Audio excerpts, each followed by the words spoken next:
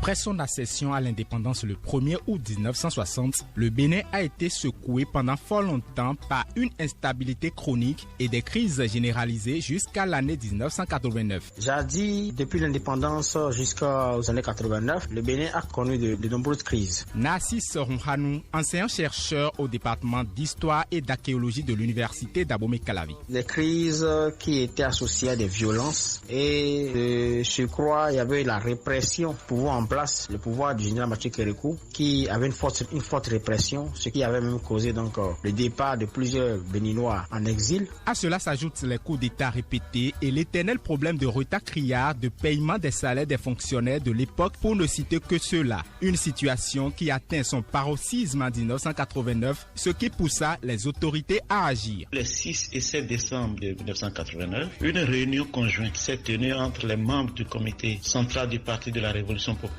du Bénin, ceux de l'Assemblée nationale révolutionnaire, ANR, et ceux du Conseil exécutif national. Georges Lokono. La session conjointe a décidé de la convocation au cours du premier trimestre de l'année 90 d'une conférence nationale regroupant les représentants authentiques de toutes les forces vives de la nation, quelles que soient leurs sensibilités politiques, afin qu'ils apportent leur contribution à la résolution de la crise qui embrasait tout le pays. Voilà qui lance donc les automatismes pour une résolution de la crise. Le 22 décembre 1989, le comité national préparatoire de la dite conférence fut créé sous la houlette de maître Robert Dossou, avocat et homme politique béninois. 2 mois plus tard, l'on assistait à l'historique cérémonie d'ouverture de la conférence qui a rassemblé toutes les forces vives de la nation sans distinction aucune au PLM à Lédio du 19 au 28 février 1990. Chers compatriotes, nous avons pris toutes nos responsabilités en connaissance de cause, en conviant